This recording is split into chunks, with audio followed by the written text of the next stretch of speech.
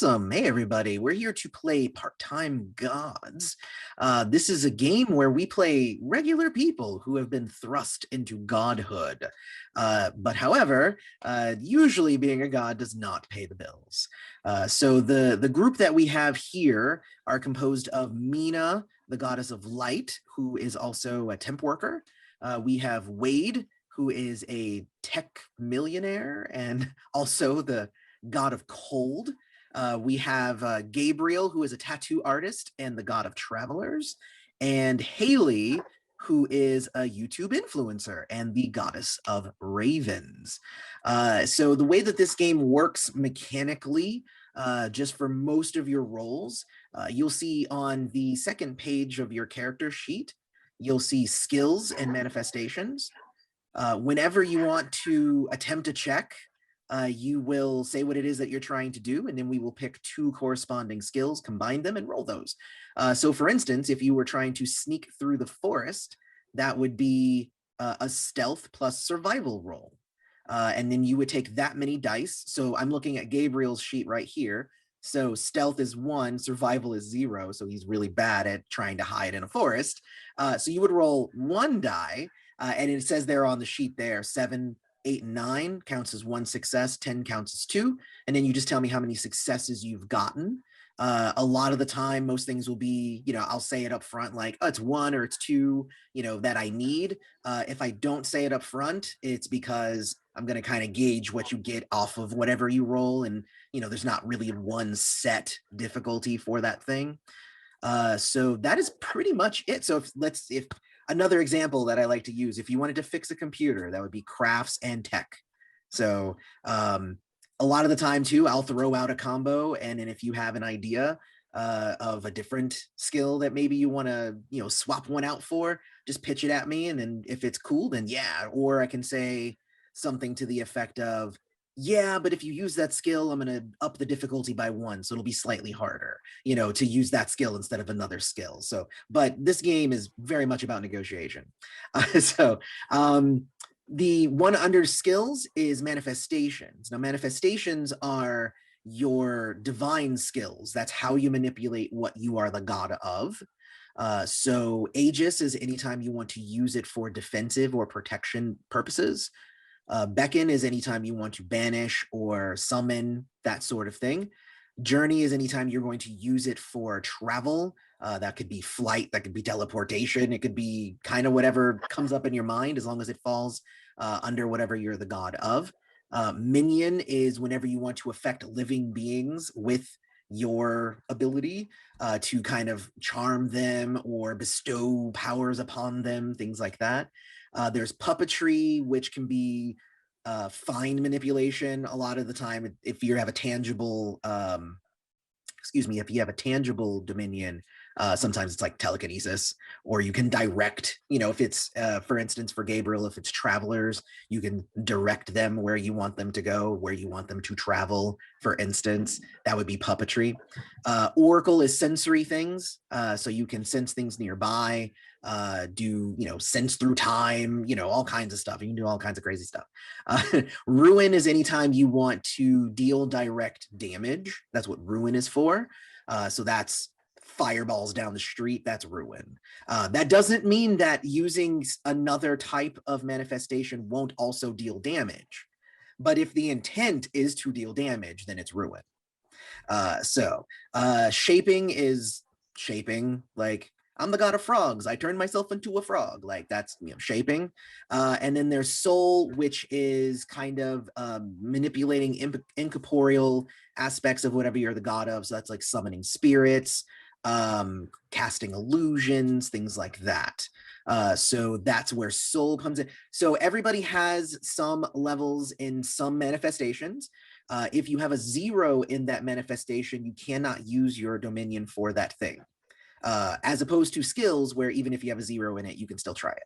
So for manifestations, that just means that you don't even know how to do that thing yet. And usually it'll be, can I do this? And I'll say yes or no. If you are on the mark and it directly relates to what you're the god of, then that's fine. If it's tangential, then you might take a penalty because it kind of vaguely applies to what you're the god of, that sort of thing. And like I said, it does have to go with what you're the god of. So if we have the god of cold, he can't use Oracle to sense ravens. Like he could be like, how cold is it? And where's the freezing temperatures and, stuff like that. But, you would obviously need the goddess of ravens to check out the raven stuff.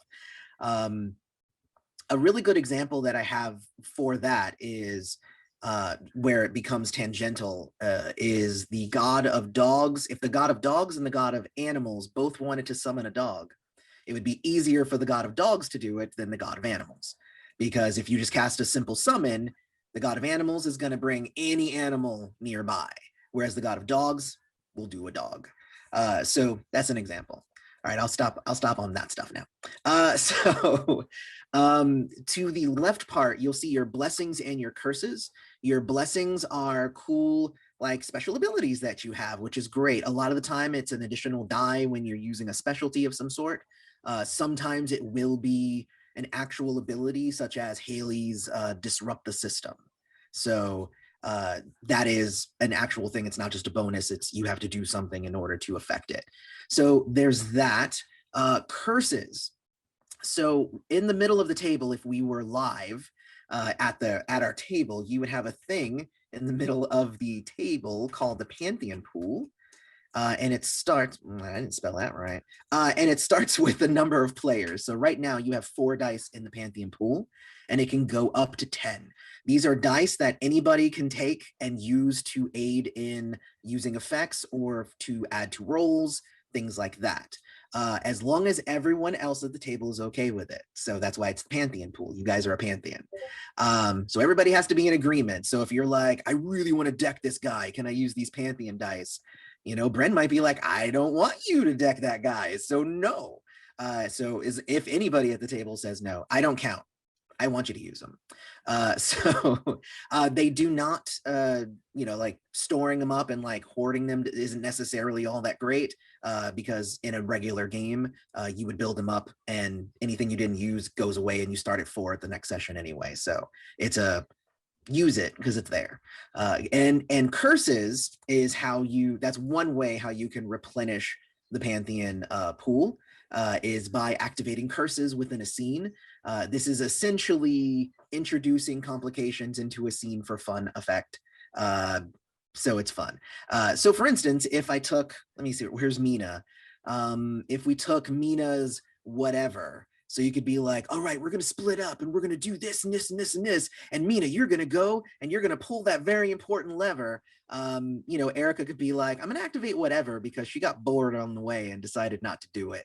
And hey, then we have to deal with those consequences, but you will have added some dice to the Pantheon Pool. So, so it's a fun part of the game.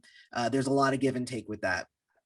The game is also, let me see, select restaurants. So Wade has 2-8.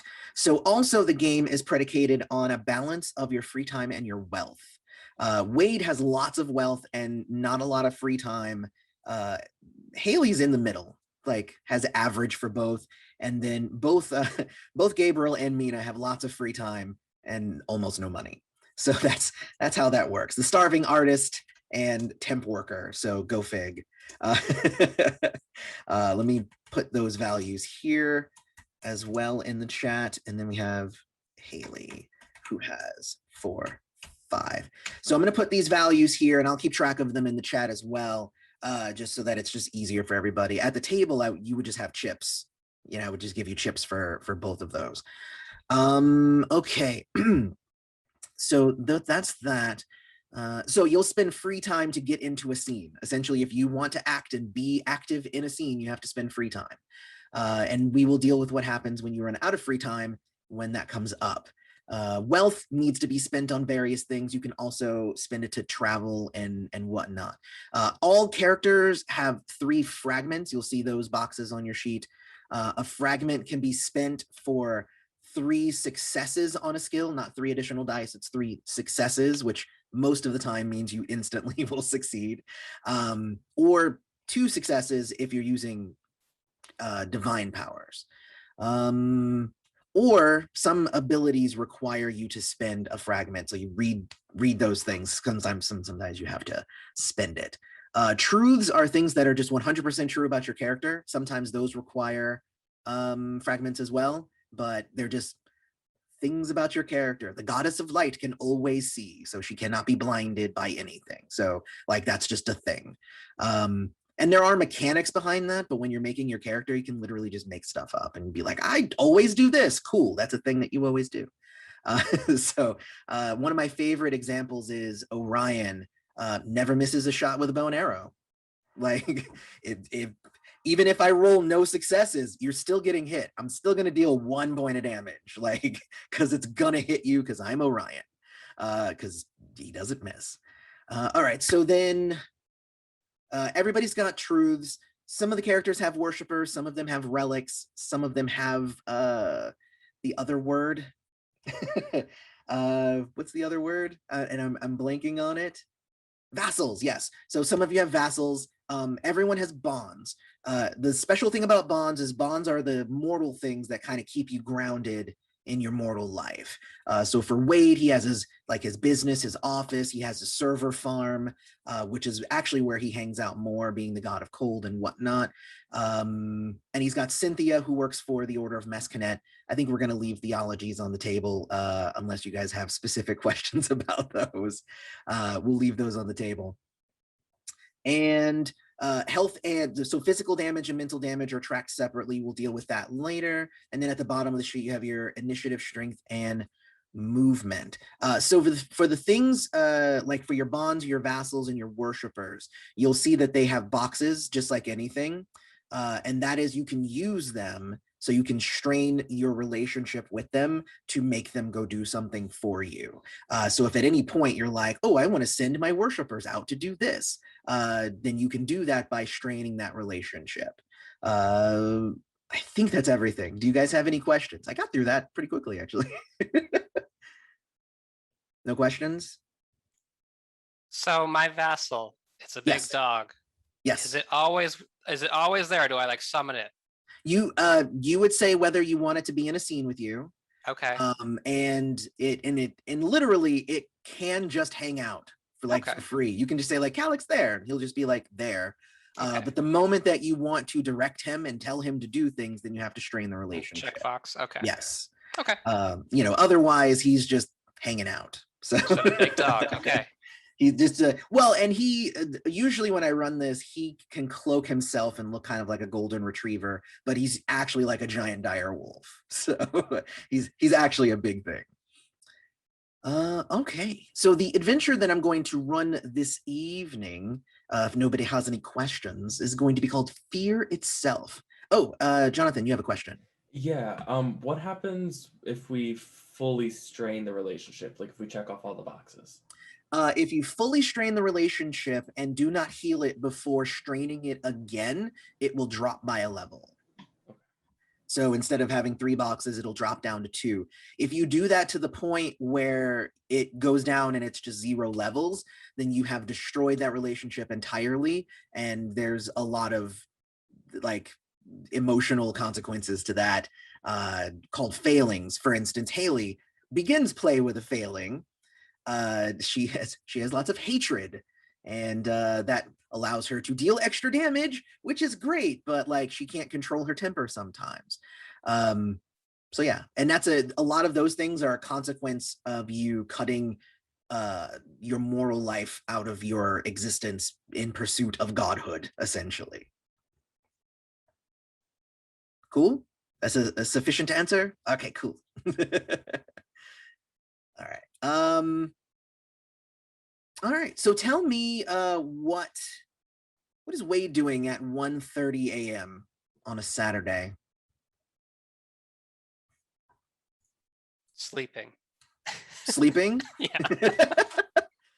I think that sounds about right, actually. All right. So it's a long day at the office. Farming Dogecoin. Of course, in my server room. I still don't actually. I have not looked into that. I have no clue how that stuff works. I think the ship sailed. I'm not sure either. All right. So you are exhausted. What is Haley doing? 1:30 a.m. on a Saturday.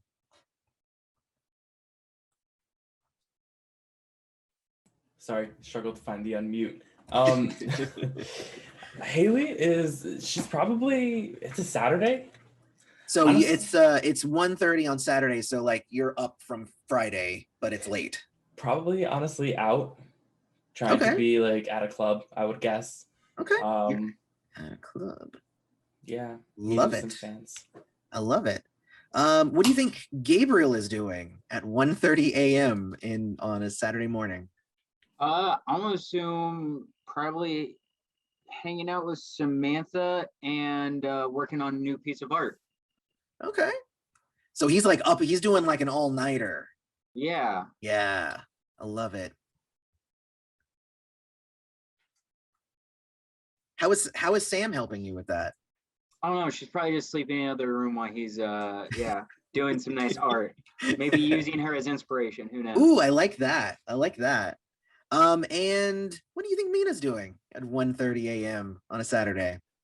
She is working a temp job at the Citadel Casino. So you're at the Citadel. Tonight. Nice. So you're most of the time she's kind of like she's like the chip girl who kind of walks around and can exchange your money for chips and hands out the chips and stuff, and then you go cash them out. That's usually what she does. If not, then sometimes she just serves drinks. Nothing super important. Like it's always just walk around with a tray of some sort. And there you go. However, oh, actually, hold on. I have to roll randomly. Oh, that's right. I have a die roller for this. Die roller. I use the Google die roller, which actually works pretty good if it's not completely just decimating the group. The last game I ran, it was just like every time there was an important roll that they needed to make, I was rolling great against them. So 10-2. So let me see what's at 10-2. Okay, so 10-2 at the point on the map. So the last page of the group info PDF that I gave you is the territory map. That is a not to scale, but essentially like a vague idea of where things are in relation to other things in the city that you live in. So for instance, if Wade is sleeping, he might be sleeping in his office, or he might be sleeping at a server farm, or he might be, we could roll randomly to see if he's sleeping at somebody else's house or whatever. And essentially that's where you would be. And then we can use that as to know how long it kind of takes for you to get to one place or another. The fun thing about the map is it really, that's where a lot of the free time comes in, because if you're on this side of the map and something's happening on this side of the map, it takes longer to get there. And sometimes you don't have time to actually get there before something bad happens, which is the fun part of the game. So that's where, at point 10-2 on the map, and we have determined that you are at the Citadel Casino, which is at 9-5. Mina, Wade, do you think that you are sleeping? Where do you think you're sleeping? Do I have a house? Do I live somewhere? Oh, I'm muted. No, you're not muted. I heard you. Oh shit. Yeah, do I live somewhere, or do I live in my office? The way that bonds work in this game are that the ones on the map are the ones that are super duper important to the character. Okay. What this means is that your house isn't that important to you. But if you want to like pick a point on the map and be like, but I sleep there, it just won't grant you any abilities or anything. Okay. So where do you think if you sleep at your house, where do you think your house is? All of his stuff is kind of just seems to be like in a square. So, yeah. Well, this one has, so what is, to finish the square, 6-8? What is that? 6-8? Tony's not in the game. Cali Park. Yeah, we're going to replace Cali Park with your house. All right. It's my penthouse apartment. Which makes sense. Oh, of course it is. Yeah. Of course it is. Okay, so, and Gabriel's probably working on art at Lizard Inc. Yep. And that is 6-9. Okay. And Haley's out at the club, so let's see where the club is. I'm gonna roll randomly to see where on the map that club, because your friend told you like this is the club you want to be at. And it is at point 83, which is like way down on the map, sadly. Actually, no, it goes 8-3. No, then it's not way down on the map. It's actually not far from where shit's about to go down. I'm using my R rating right away. Shit's about to go down. Okay, so anyway, so I love this. So Wade, let me see what actually happens here. Okay, so each of you sense a loud boom coming from the general area of the map where where the 10-2, so north of you or east of you or whatever, in that general direction from you. You hear this kind of loud boom. You also feel in that moment an intrusion on your divine territory, because when other divine creatures cross into your divine territory, you can sense that as the god of that territory, obviously. So not only was there a giant explosion, but also if you're not even close enough to feel the explosion, which more than likely, I would probably say Gabriel's probably the only one who doesn't hear the explosion, but it was pretty loud. But all of you sense the intrusion to it. So yeah, because everybody has a spark. So anything that has a spark, you can feel it. And if you go outside to kind of see what's going on, if you are stirred from your sleep, Wade, you'll look out of your window and whatnot. You'll see basically a pillar of like black smoke and red flickering lights coming from that general direction. So there's that. It is loud enough to echo to pretty much, actually, so everybody did hear it. It says here right now. It's loud enough to echo to all points on the entire territory grid. So yeah. So what is everybody going to do? Well, so question. Sure. Do the other, so do the people I work for at the Citadel, do they know who I am? You are Mina, the chip girl. Okay, so they don't know that I am goddess of light. So the thing about this game is if you go out and you like proselytize and go like, I am the light, and and all that stuff, essentially that brings a lot of bad things towards you. A lot of the time gods are a pantheon because they happen to live in the same city and they don't want to fight each other. So you four might not even get along all that well, but you're four gods, you live relatively near each other, and you've agreed to defend each other if bad stuff happens. I believe, for instance, like almost nobody in the group likes Wade, I think, except for Mina. I think Mina likes Wade, and like that's it. So have my dog. She likes Gabriel. She is in awe of his artistic ability. Yes. But Mina and Wade, they kind of geek out over tech. That's kind of their connection. Well, that makes sense. Yeah. So the regular people don't know that you're a god. And it's it's better that that doesn't happen. Because the gods of today are not the gods of old. They're not like these giant towering, beings. Like you got like this much power. So okay. So I assume you're going to have to try and get off of work, I assume. Yeah, so I'm going to can I be doing drinks tonight? Yeah, let's say you're doing drinks. Okay.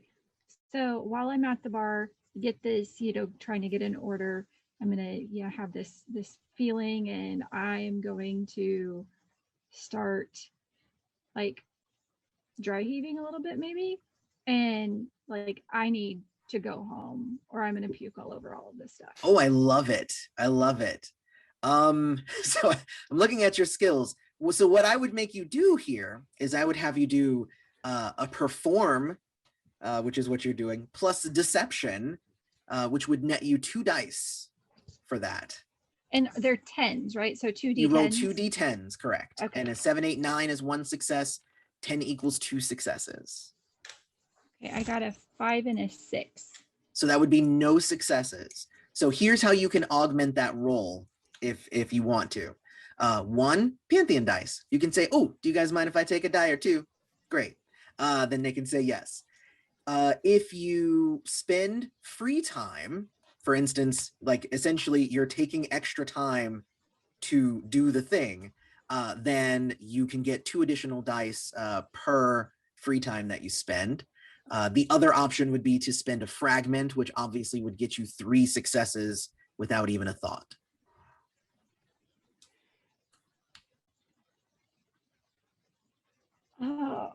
So I'm thinking that I'm really far away from where this is feeling, so I'm going to go ahead and just use a fragment. Okay. Because I need to get out of here. Nice. Okay. So mark off one of those fragments. And with 3 successes, they're like, oh, please go. You look sick. No, please go. You did an amazing job. You used your like divine power of light to make yourself like sunken, darkened, like you removed the light from your body and you just look like deathly. Like deathly ill. They're like, please get off of the floor because seriously, you're going to scare away all the clientele. All right, cool. So you're on your way then. Yes. And if I go to the map here, you were here. Oh, you're actually pretty close actually. At 995. Yeah. So you actually can just move there and you're only going to end up losing 1 free time to get there because you're actually not that far. So you're good. Okay. All right, cool. What is Haley doing? Haley hears this and knows that something's up and is pissed. Like, I was just trying to go out, have a fucking drink, get to meet some of my fans, whatever. But I apparently have to do everything on my own, so I am gonna just lean into my loner curse and just go off straight towards it, doing this on my own, fuck everyone else. Maybe they'll show up, maybe they won't, but whatever. Okay, so it just, I like that you're just jumping right into the curses. Not everybody does, and I love it. As a reminder, curses are never positive. So by saying, like if you just said, I'm going there, cool. If you say there, I'm activating the loner curse, that means that you're gonna get there first. And I'm just gonna say it right now, you're getting there before everybody else, and it will result in something bad. So just so you know. Okay, cool. As long as everybody's okay with it. All right. Well then, Haley, there's that. And you activated, let me see, gain 1 Pantheon die. Wait. Oh, Wade also has loner. I was reading his loner. Gain 1 Pantheon die when you break down. Oh, wait, no. Ooh, no, that's just wrong. It's not actually loner on his sheet. I just did not spell that, or I didn't change the name of that one. When you go off alone and step into trouble. Yeah. Okay. Yeah. There you go. All right, cool. So we got that. So you're definitely showing up first, and you are within, like you were like 2 spaces away. So it was like nothing for you. You were the closest. So it actually makes sense thematically also for you to show up first. Okay. What about Wade? You're kind of just looking out of your window, sipping like a brandy or something. I say that I would probably, before I drag my ass out there, I assume I have a lot of tech stuff, so I'll pull up some computer screens and see if I can see security cameras or like do some research if people are there to kind of get an eye for what's actually happening at this site where this explosion happened. Okay. I assume Wade Tech has its own satellite, right? It does. However, you don't work for it. Is your company called Wade Tech? I didn't It is now. That. It is now. Well, as far as I remember, you kind of work for a subsidiary of your father's company. Oh, okay. That actually means you don't technically have like access. You're not like Bruce Wayne or anything. Bruce Wayne is a billionaire. You're just a millionaire. Like, Okay. You're just a several hundred millionaire, but you're no. So less billionaire playboy and more like my father will hear about this.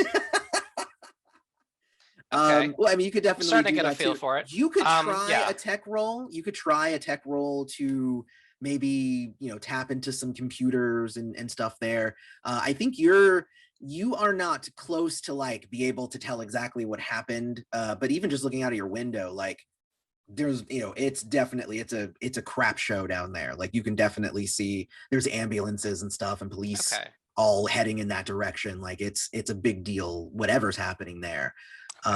Did you want to spend a little bit of time doing a tech roll? So the adding the time spends a free time point, right? But it adds another dice to the pool. It adds Am I 2 correct? dice if you do that. Okay. So I'm going to say with this, because you're trying to get information very quickly. Actually, no, because it's a hacking roll. Hacking roll is usually tech plus stealth, or Okay. tech plus deception. One of those two. No, it's tech plus stealth because you're trying Okay. to sneakily go in there. So yeah, so it'd be tech plus stealth. That gives you 3 dice if you wanted to make kind of a hacking roll.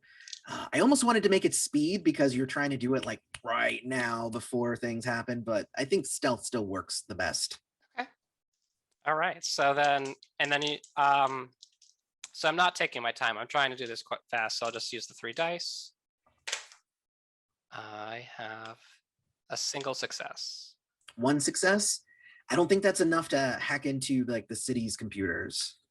Probably not. Yeah. I think I would probably need probably 3 most likely for Okay. something like that. Like that would be, I would assume, kind of difficult to do just offhand, you know, without really sitting there and like, let me use all my systems and stuff to break down security and stuff. Yeah. All right, cool. So, well, do you just want to head in that direction then? Yeah. I'll take the elevator. I'll go 300 floors down. It'll Okay. take me a while. 300 floors down. Okay, that's a really tall building. Yeah, it's like the space elevator that they want. Ryan, what about Gabriel? And I can hear it. Yeah, the explosion was loud enough. It's like Yeah. Sam even woke up. She's like, "What was that?" Okay. Is it just like one story? I'm assuming like studio, or is there like can I look out of a window to like in the direction I heard the noise coming from? If I recall, Lizard Inc., like Gabriel lives, I believe it's 1 story, but he lives in like the apartment in the back of it. Okay. So the front of the house is the actual parlor, but you live in the back. Okay. Would I be able to like look up at the sky and like kind of see some like smoke and like some stuff? Yeah, I would say that you could see some vague smoke because you're pretty low, you're pretty far. I could say you could see some vague smoke off in the distance. But again, the twinge in your spark that told you something else just invaded, that's the thing that's really kind of catching your attention. Okay. Yeah, I guess I'm just gonna start moving toward. Yeah. Okay, no, go for it. Oh yeah. Oh, I'm just gonna start moving towards the direction of the sound and yeah, the smoke. Okay, cool. So you're the only one who is like a substantial amount of like area away. Everybody else was within 4 spaces and did not need to spend additional free time to get there. However, the way that the map works is you can move 4 spaces for free. After that, you can move 4 more spaces for a free time or 3 more spaces for a wealth. You are 9 spaces away from where this is happening. So basically you have to make up for 5 more spaces. Now you could do with that, you could do 1 wealth and 1 free time, 2 wealth or 2 free time. So you can split it or go in either direction. Okay. 12, 1 free time. Okay, so am I reading the map wrong? Because Lizard Inc. is 6'9". Yes. So that looks like super close to 10-2 to me. Or am I? You might be doing 210. It's not that far from 210, but 10-2, we go horizontal, then we go across, then down. X and Y. Then yes, I was doing it wrong. Gotcha. So Ryan, how did you want to spend that? It was 2 free time, 1 wealth. So it's two of one. It's two of either or one of each. Oh, I'll just do 2 free time. I got free time to spare. You do, but I just want to make sure. Okay. And then everybody is obviously then also spending the 1 free time to enter the scene. So that's our new numbers. Wade with 1-8, Gabriel 3-2, Mina 6-2, 3-5. You can see how quickly this can kind of spiral to zeros here. Wait, Okay. question. How did I lose one? To get into the scene. Okay. Yeah, Sorry. because that's every time you're like, I want to be there, then you have to You're in pay it. 1 to be there. Gotcha. Yeah. All right, cool. So do ahead. I not? I should lose one then too. Mina should. I she believe should you be at did. 5. You were I at was 6-2. 6. No, you're right. I'm sorry. Okay. I guess I did not take away from you. I took away from everybody else. There you go. So 5-2 now. Okay. All right. All right. So first responders, that will be Haley. You get there first. And I'm actually going to say that so when you get there, you kind of get there before like a lot of the like emergency vehicles and stuff get there. And you get there and there's just fire just kind of everywhere. Lots of overturned cars, raging fires, lots of people injured. And you hear somebody go like, look out, and it's going to be another explosion right there, right as you're approaching the area. So I am going to need an athletics and speed roll from you. And we're going to see if you can avoid this giant explosion for being the first to get there and be the loner type. That does give you 5 Pantheon Pool, though. You are muted if we're supposed to be hearing you right now. Sorry, I was pulling up an online roller instead of my one little D10. Okay. I was like, let me just make this slightly easier. I was mumbling Like the to Google myself. Dice roller. It's like tangible. I got 3 successes. 3 successes. Wow. Okay. Yeah. Then you just got it, because if you had gotten less than that, it was going to be bad stuff happening. You are going to take, however, you're not going to take any damage, but you are going to get you're going to write down in do you even have that on your sheet? Yes, in the conditions section, or just jot it down on a note or whatever. I'm going to give you what is it called? God, now I'm forgetting the term. Let me go over here and check it out here, because I got conditions in the thing. Taking damage, conditions. None of these have it. I'm going to give you of course they don't. I'm going to give you a sensory deprivation for hearing. I'm going to give you and make it level 2. That means it's going to exist this scene and the next scene. And that means that you'll take a penalty anytime hearing is involved. Because you avoided the shockwave of the damage, but your ears are ringing. All right, cool. Well, very cool. Well, then everybody else shows up as well then.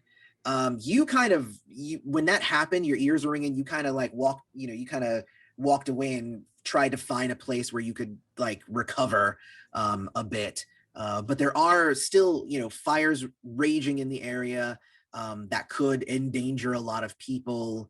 There is no fire engine there, so there are no normal means of putting out any of the flames. So that's something that if somebody wanted to do, they could do that upon arriving at the scene. There is a man trapped with a sideways car on his legs. So somebody might want to help that gentleman, or maybe he's a dick. I don't know, but he's an innocent. Might want to help him. And then there are other injured people in the area that also require medical attention, things like broken arms, lacerations, burns, and the like. Would any of you like to respond to any of that? I'm allowing you guys to be first responders here, if that's in your characters. Mina, with her need to interact with mortals, would probably go to one of the injured people I don't know how strong she is. She might be really freaking buff and can, What's lift your this strength? car. It says it at the bottom right. Oh, 3. Is that good? Probably not. It's not the best. like it can, like, a natural person at the height of their physicality can go up to 10. Like, so a 3 is like average strength. So yeah, she's probably not gonna go try and lift a car. Probably not. I would assume not. But she will go over to some of just the injured people and help how she can.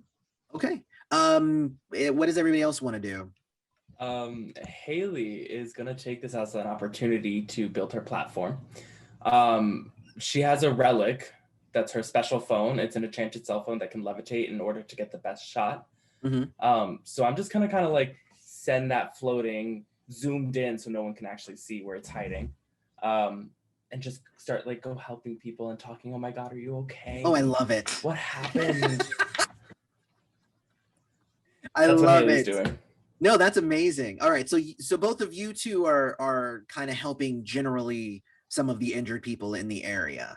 All right. What about Gabriel? What are you thinking? I think he's gonna go over and help people heal, and he has a ability. Gabriel can heal with a touch. Mm-hmm.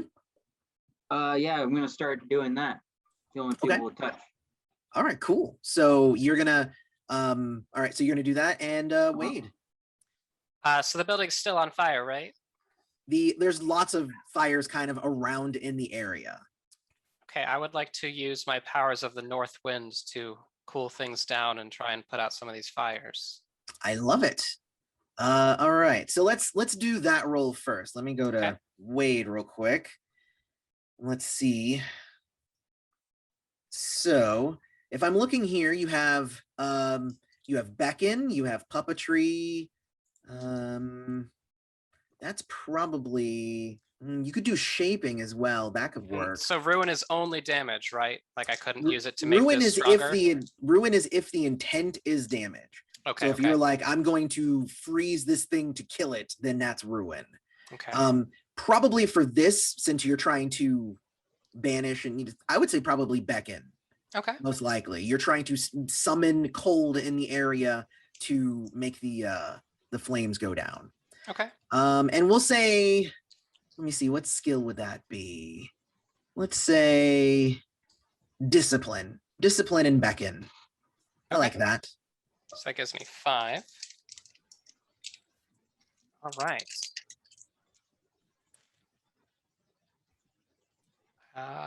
Those are 0 successes. Wow. Okay. Oh wait, I forgot one. That's still no. Well, you have those same 3 options. You can ask for Pantheon dice, you can spend free time, or you can spend fragments if you want to ensure your success. I mean, we're trying to put out these fires. Is everyone cool if I get the Pantheon dice, I just roll it? You just or roll it them. guarantees a success? No, you just roll them. No, the Okay. fragment's the only thing that guarantees success. Okay. I'll do the fragment. Yeah, I'll guarantee this. So spend that fragment. That will get you 2 successes. I'll say that's enough to put out like half of the fire that's there. You're able to definitely quell it at least a little bit. All right, so that's good. For the others who are helping, let's see. So medicine and knowledge. Wait, nobody here has equipment, so it's going to be medicine and discipline. Sorry. Oh, actually, except for Gabriel, you can make your roll for your healing hands, which is different. It's okay. So Haley can make a perform plus medicine because literally you're not actually trying to help anybody. You're just trying to pretend like you're helping somebody.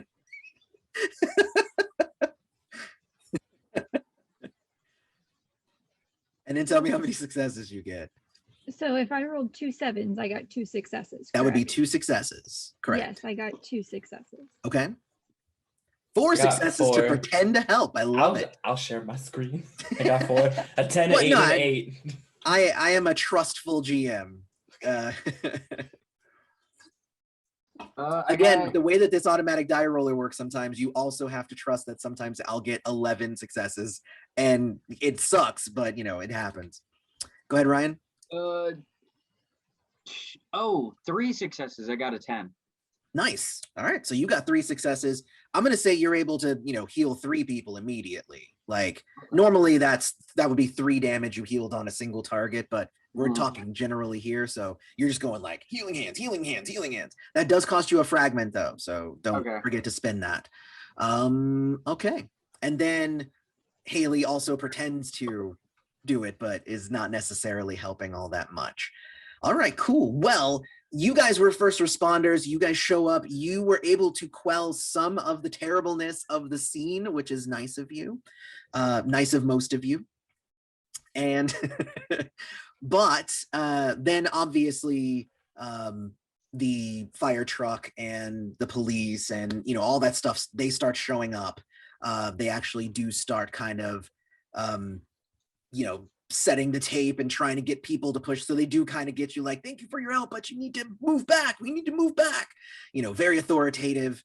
And unless one of you like really wants to like get up in these, police officers and emergency people's faces, I assume that you're just kind of moving back with the rest of the other people who have come to like gawk at the crazy mess that has happened out here.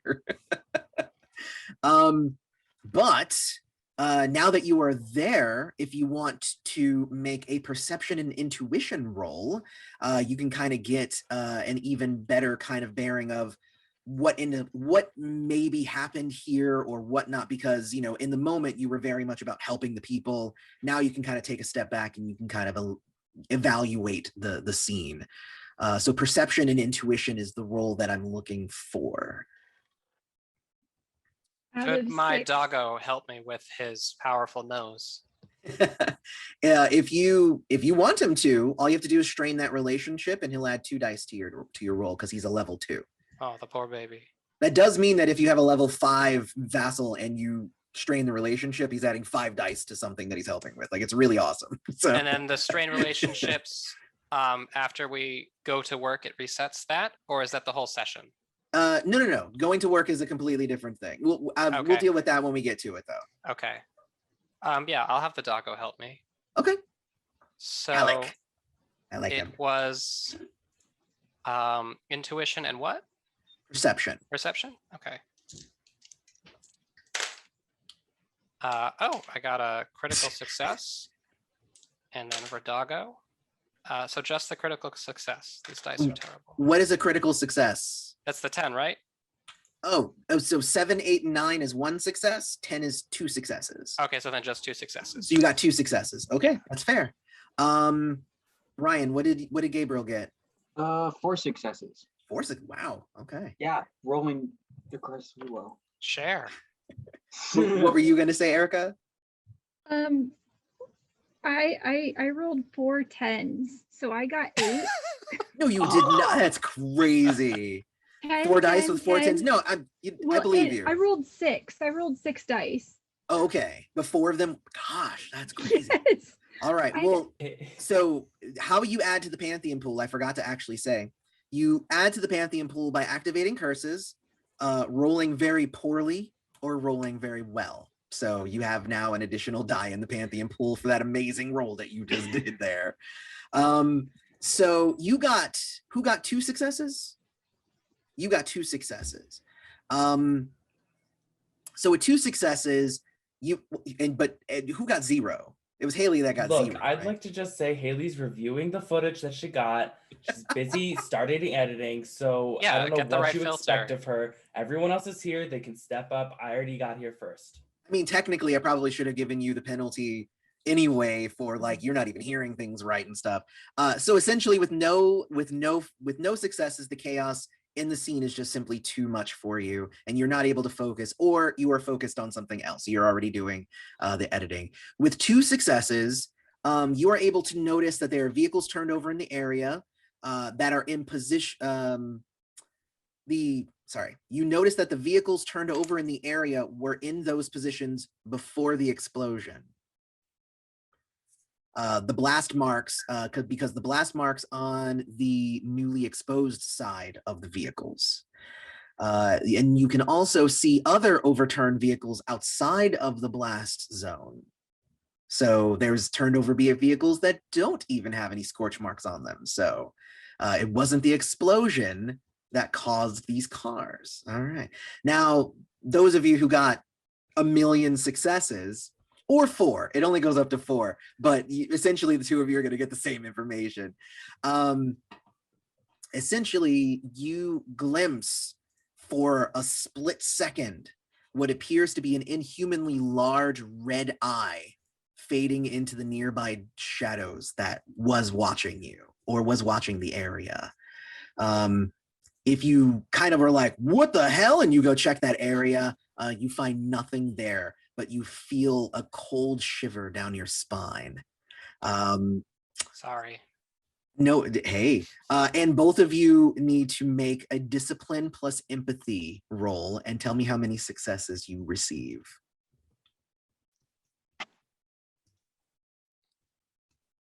One success? Okay. Oh, jeez. Oh no. And it's 7 or above, right? 7, 8, 9 is 1, 10 is 2. Okay, 1. All right. Very cool. But yes, like essentially a sense of dread, just kind of like, like when you went to go check out the eye, and it's like it's kind of left you a little shaken. However, with 4, you also are going to get the information from 3. With what's that? Oh, I was just saying, it doesn't scare me Why doesn't it scare you? because Mina fears nothing. Oh, oh, darn it. I always forget that she has that. Well, then that you are not scared then. Awesome. Let me make a note here. I like that. That's why it's cool when you make a character and you can, I mean, obviously I made these characters, but you might be like, I don't want my character to ever be scared. And that works sometimes. One of the cool things, and then I'll get back to it, but one of the other characters, the goddess of beauty, what is her name again? Oh, Tony. Tony's awesome. Hers is, her skin is always so perfect, and it makes her immune to bleeding, bruising, and scarring. So just, and those are conditions that pop up all the time in the game, but it just makes sense for the goddess of beauty. Like, you can't mess with this. This is going to be beautiful. But in Mina's case, she is light, so she is not afraid of the dark. So she is never scared. All right, cool. So, but also Gabriel and Mina, because you guys rolled 4, you're also going to get the information at 2 that Wade also got, but you're also going to get the information at 3 successes, which is that you notice that that there's a building near the point of explosion with an extremely large hole in it, as if something might have crashed into it, possibly thrown. The bricks there have no scorch marks, like something shielded them from the impact maybe, but it would have had to have been something super large, like large enough to create that hole, and there's nothing there now. You can only assume that it had something to do with that giant red glowing eye. I mean, it's probably, I guess, is what I'll say as the GM. I'm not going to say that it is, I'm not going to say that it's not, you know. So there's that. However, near the explosion point, where the explosion actually happened, there are 2 individuals, a man and a woman. They are lying there unconscious. Let me see. And you kind of, like, you immediately, you're not able to get close to them because the EMTs found them before you did. However, you see that the EMTs are loading them on gurneys into separate ambulances, and they're probably going to go to the hospital. If one of you could make real quick a perception and speed roll, or anybody can make it. I just need somebody who gets 2 successes. Can just let me know if you got it. I got 3 successes. You got 3? Okay.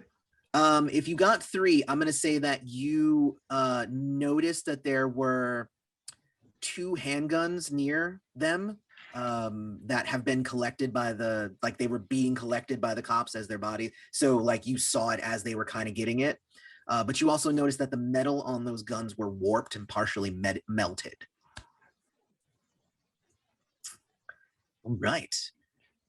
I have a question. Go for it.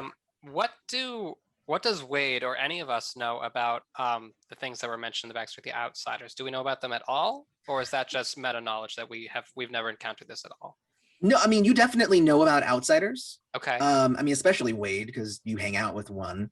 But outsiders are essentially all like elves, dwarves, Mananangal, Jinkininki. I love those a lot. Kappas. You know, essentially anything that's not a god, but also has a divine spark within it. Those are essentially called outsiders, Minotaur, you know, stuff like that. So you definitely know that they exist. A lot of the time, gods might not know if they live in the city. A lot of the time because they don't like to deal with the gods because I saw that. The gods think they own everything. So, and they're just like, look, I'm just trying to live my life here. So, so you definitely know that there are outsiders there. You might not know every type or anything, but you definitely would know that there are outsiders that exist there. And let me see here. Yeah, yeah. Yes, so that's what happens. That's what you see. But you did roll fast enough to be able to see the guns. So that was an important last little note. They are being loaded onto the ambulance. They obviously have something to do with all of the craziness that just occurred. So you can obviously follow them to the hospital if you wanted to do that, or if, you know, like one of you wanted to like talk your way onto like, I'm his brother, like whatever, like you could do that too, like, you know, whatever you wanted to do. I'll give that a shot. Yeah? Yeah, I seem to be very deceptive. That is kind of your thing. So yeah, I'll well, I didn't actually see these people, right? I only got the 2.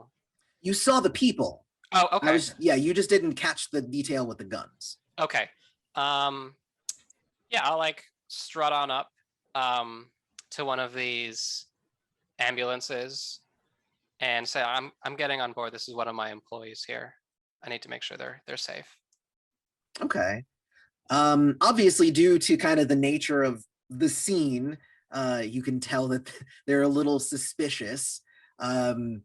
They are also being they're being put into 2 different ambulances and stuff. There is like a police officer that's going to be riding with each of them because it does appear that they're being treated like they might be potential suspects in what happened. So if you want to do that, make an influence and deception roll, which is actually, I believe, a pretty darn good roll for him. So yeah. Like Wade would be the one to do that. So I have deception 4 and influence 3. Nice. Yeah, so that's like 7 dice without any modifications. That's what I'm saying. So there is a 10 and an 8. So 3 successes. That is 3. 3 was exactly what you needed, actually. Nice. You were able to talk your way onto an ambulance. Remember, there are 2 by pretending to be like a family member, or, you know, you said like you're his boss. So you can definitely do that. Which one do you ride on? Describe the 2 people for me one more time. At this point, one was a man, one was a woman. That's all you know without getting closer to them. The guy. Got it. Okay. No, that's good. That's good. All right. So you're gonna ride with the guy. Let me see. So if you're looking at the guy, just to kind of give you a little bit more info, make a medicine and knowledge roll. Okay. This would be for you to be able to kind of look at the body.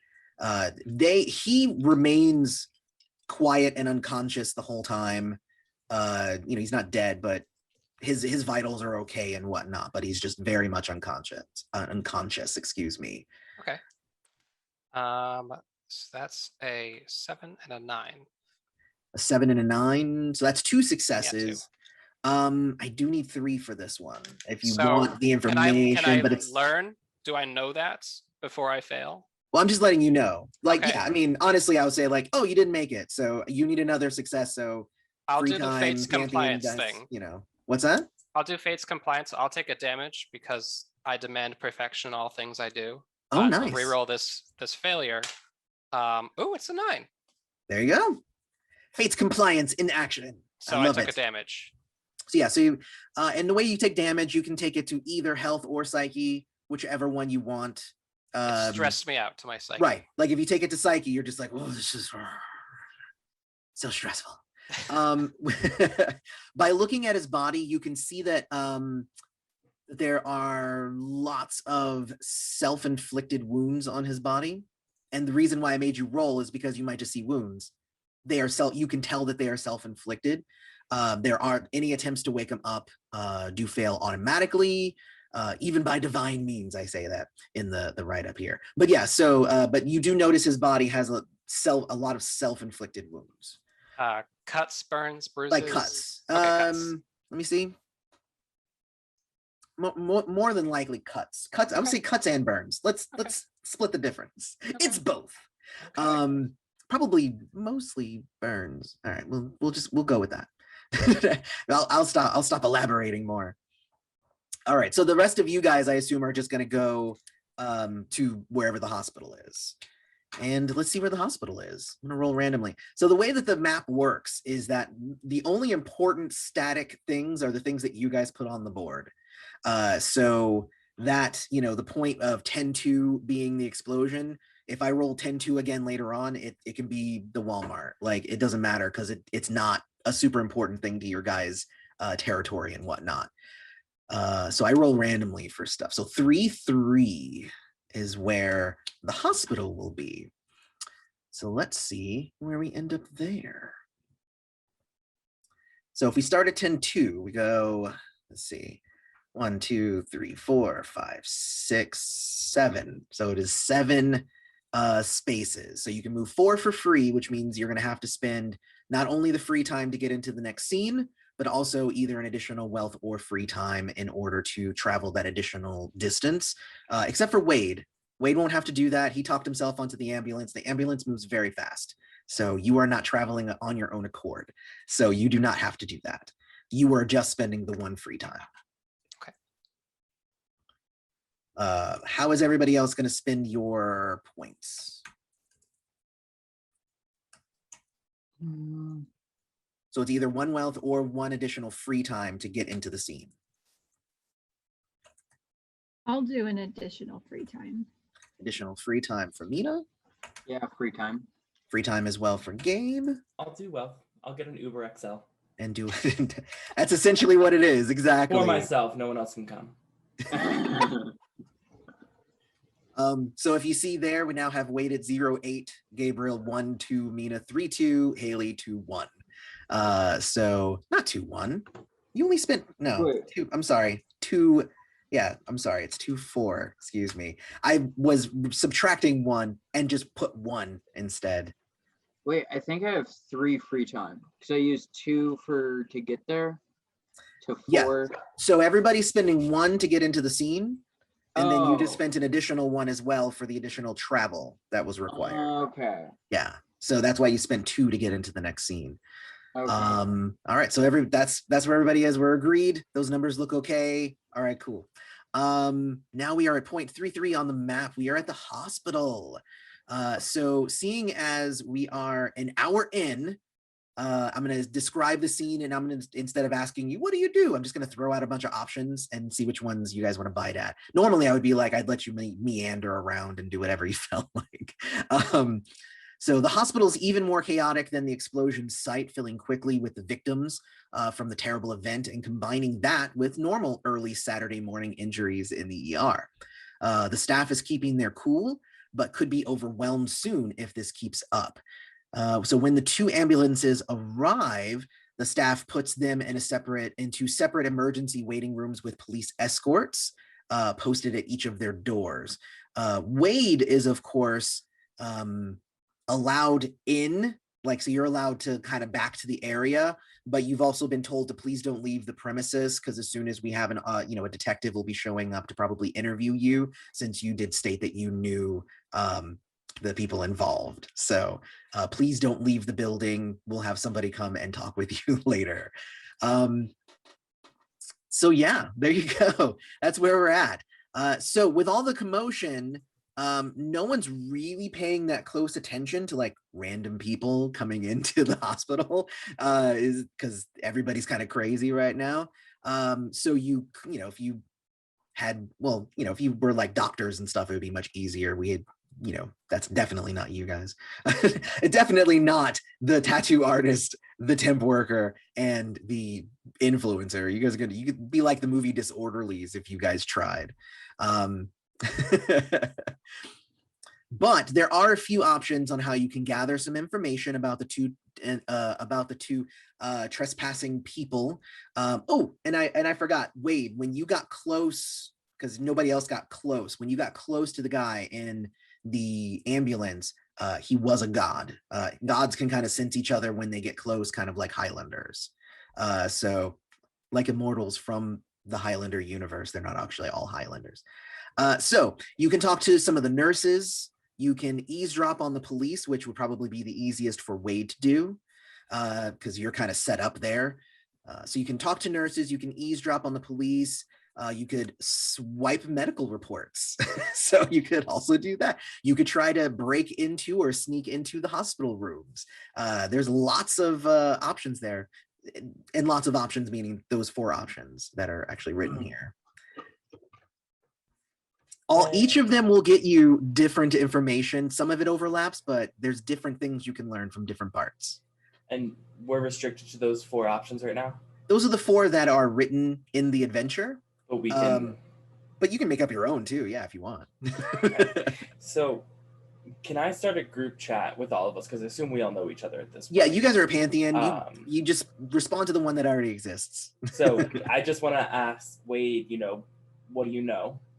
And I'm assuming they would tell me that they know this person's a god and what room they're in. Yeah. Do we know if the emergency rooms have windows? I'm going to say the emergency rooms do not have windows. I've never been in one that did. Okay. Like there's windows on the outside of the building, but usually emergency rooms, like you go in and then it's like several hallways of like draped off areas. Usually no windows. Okay. So my mom was a nurse, so like I've been to like tons of hospitals, so I know them very vividly. So Erica, go ahead. Well, when I was like, when you were saying what would you want to do, I was thinking like trying to hack into a computer to see what kind of information there was. Okay. Because that's kind of my thing. Ish. Okay. And if it's chaotic, I mean, maybe there's a computer that's free that I can see. Okay. I'm fine with that. What I will probably file that one under the swiping a medical report part of the adventure here, and then I'll just give you successes based on that and that information. Okay. Going back to Haley, did you need a window for what you wanted to do, or? No, the window idea didn't work out, but I came up with another idea. Okay. Do you want me to say what I'm gonna do? Yeah, go for it. So I'm gonna come in. I know where the other person is, and I'm gonna walk up to the cop who's guarding the door where the woman is. Okay. And I'm just gonna say, "Oh my God, I was at the scene. I was helping her. You have to let me in. I need to know she's okay." And I am gonna be mean about it and be like, "I'm an influencer. I was helping her. You have to let me in." And I'm gonna tap into my blessing of ferocity, which is gonna give me +1 to intimidating, for influence. Yeah. Okay. So let's see. So I guess what that would end up being would be an influence and deception roll plus your bonus for ferocity.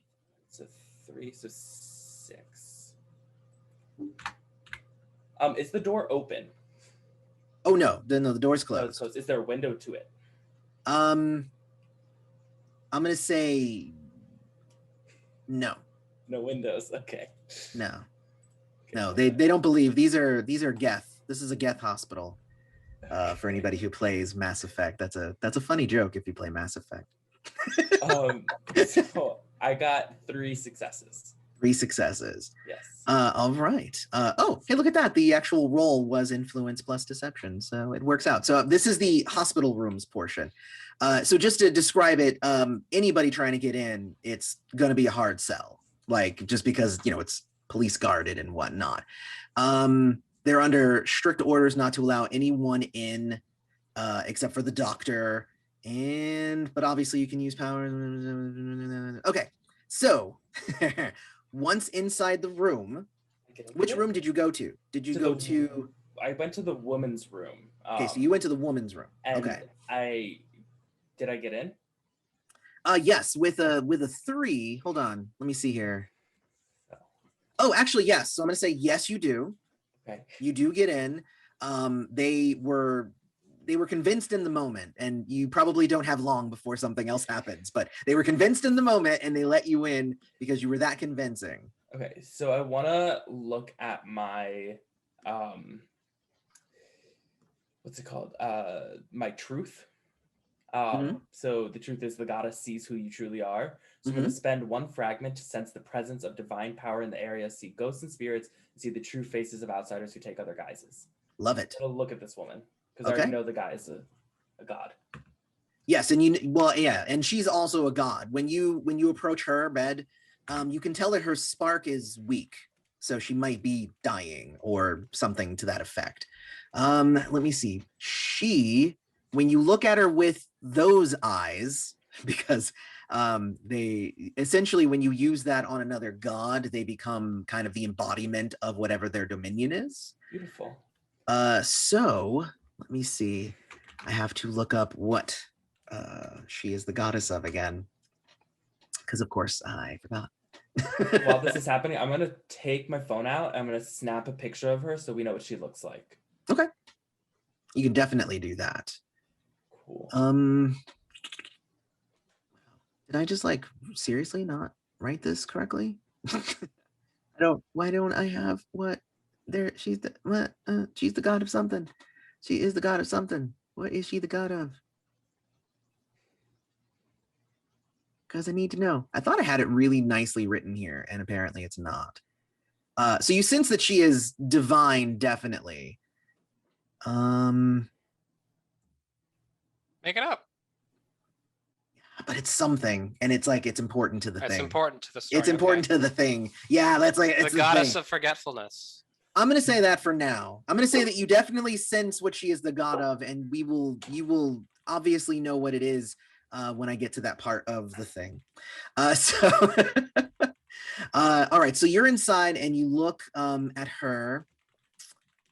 You can obviously read the patient charts and whatnot. You obviously don't recognize the patients. You don't know them. They're not from town. They are not from around here. Can I check her pockets? She's in a gown, so she doesn't have any pockets. Her possessions and stuff have all been taken. Okay. You also do notice that she is handcuffed to the bed because they are treating her like a suspect, just in case. She does look like she is having a terrifying nightmare, and she's kind of murmuring under her breath about spiders. Okay, so then what I want to do is I'm going to then just transform into a raven because I can just do that. Mm-hmm. And I'm going to hide under the bed and listen for whatever anyone else comes in or anything else that kind of happens and wait. Sounds good. That sounds really good. All right, Erica, let's make your roll here. So it's going to be a stealth and speed roll for you to slip into the nurse's chair without them seeing to access the computer. And then it will be a separate roll to see if you get any information. Okay. Because you're under the gun. You got to go. So 2 successes. 2 successes. Okay, cool. Now make a stealth and tech roll. I'll be right Is that a back. good roll for you? Let me look at your character. Yes. And then with my love's computer's blessing, I get to add 1. You do get to add 1 for that, yes. It's the thing I gave to temp workers. They're just good at figuring out new systems. Like that's their thing.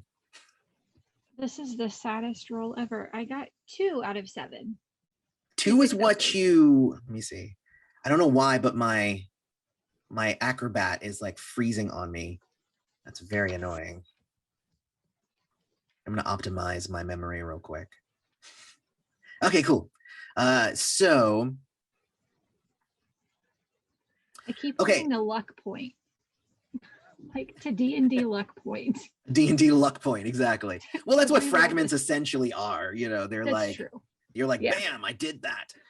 So essentially, there are 3 pieces of information that you can garner from the computer. Okay. And I can give you 2 of them for the success that you just did. If you had rolled 5 successes, you would get all 3. So I will ask you, do you want fact number 1, number 2, or number 3? Or do you want to do something in order to get 3 more successes? Oh, I will To get do all 3. something. What can I do? You can spend Sorry, free the time. Free time will get you 2 fireworks. dice. You can get Pantheon dice because you do have 6 Pantheon dice, right? 6 Pantheon dice. Or you can spend a fragment and that gets you successes. So do you guys mind if I use a Pantheon dice? You need 3 more successes, right? On top of what you already have. Mm-hmm. Would it be worth it to just do a fragment then? To make sure you get an automatic 3? Because if you only take 1 Pantheon dice, the most you can get is 2. My Pantheon dice count as 2. Well, once per If game, I- you if can I- do that. Yeah, if I have a stroke of genius. Yeah. But yeah, maybe a fragment would be better. Okay. Then. So you're gonna spin the Yeah. fragment. All right, Yeah. cool. So that means you get all 3 pieces of information. So let me tell you what those pieces of information are. The couple are Matt and Rebecca Fowler, married in Holbrook, Arizona. Matt is an organ donor, while Rebecca has a medical bracelet for her diabetes. That is the first piece of information. Because you're getting this from the medical record, so you know. You're not going to Right. get like their godhood or anything. Their conditions, second piece of information, their conditions are stable, but they are under heavy sedation to help lower their heart rates, which were at dangerous levels despite them being asleep already and unconscious when they got there.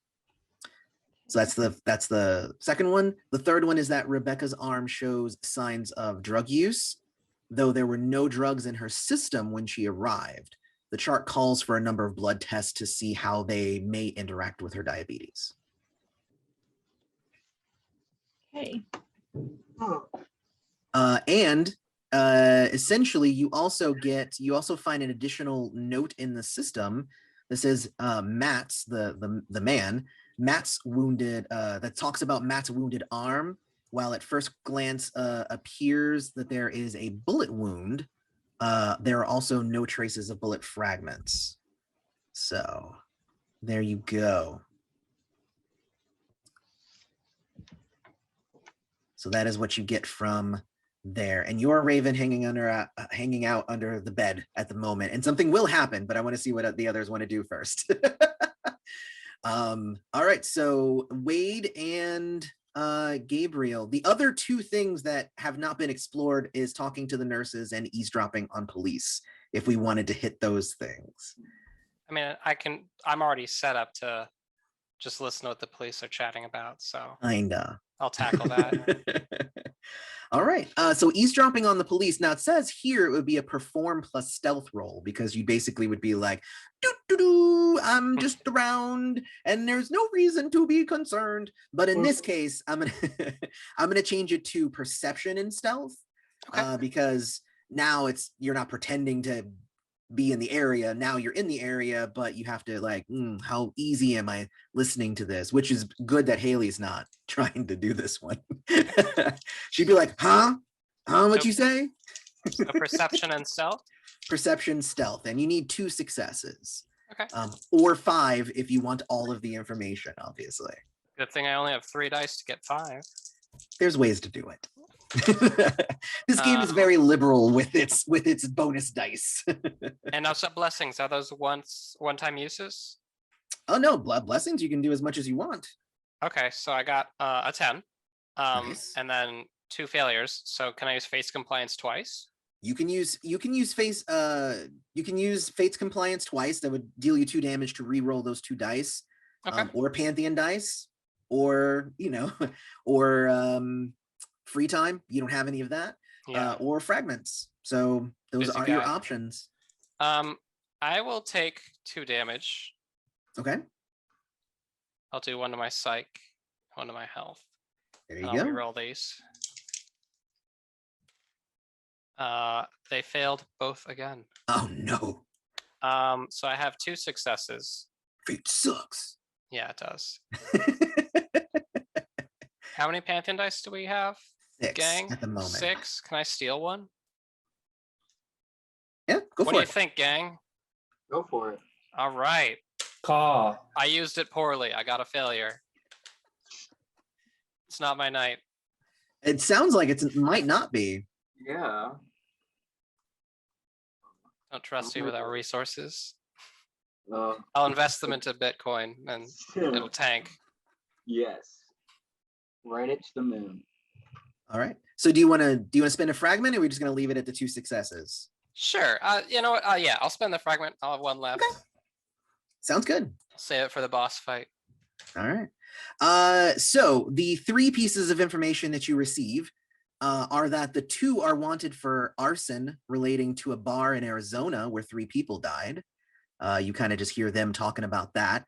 The Arizona State Troopers report stated witnesses at the bar said the suspects and their victims seemed to be on friendly terms until an altercation occurred that evening.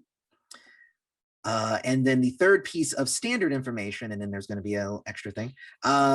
Witness statements of tonight's events say that the 2 swerved off the road without any apparent cause, exited the vehicle, and started discharging their firearms randomly before turning their firearms on each other. As witnesses ran for cover, there was an isolated blackout followed by continued gunfire, screams, and other signs of battle. There were also reports of buildings in surrounding areas being set ablaze well before the explosion. So there is that. With your amazing roll of 5 successes, you also find out that when Rebecca was first handcuffed to her hospital bed, all metallic objects in the room seemed to levitate for a split second before dropping, but that couldn't have actually happened, right? And that's what I just remembered. Now, yeah, she's the goddess of magnetism. I forgot about that. So there you go. Now I remember. See, that's why I knew I'd hit something that I wrote that would tell me what. Cool. All right, so Gabriel. I'm gonna talk to the nurses. And that's actually probably Gabriel's good thing. It's an influence plus empathy roll. Oh. Because I'm pretty sure he's good at those. Yup. Empathy, definitely. Yes. Oh no, most definitely. Wait, it was empathy and influence? And influence, yeah. Okay, cool. Oh yeah, you're rolling 4 dice. 4 dice is that's solid. Yeah. If I roll 2 successes, I got a 10. Okay. So same thing. So I can give you 2 pieces of information, or if you can get that up to a 5, then I can give you all of the information.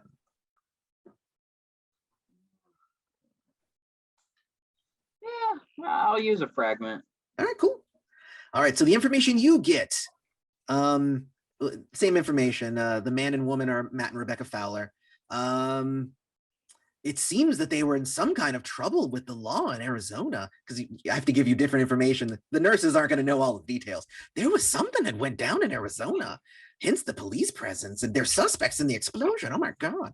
And that their conditions are stable, but they are still unconscious. The extra thing that you get though for your boost is that Matt has been murmuring in his sleep about demons.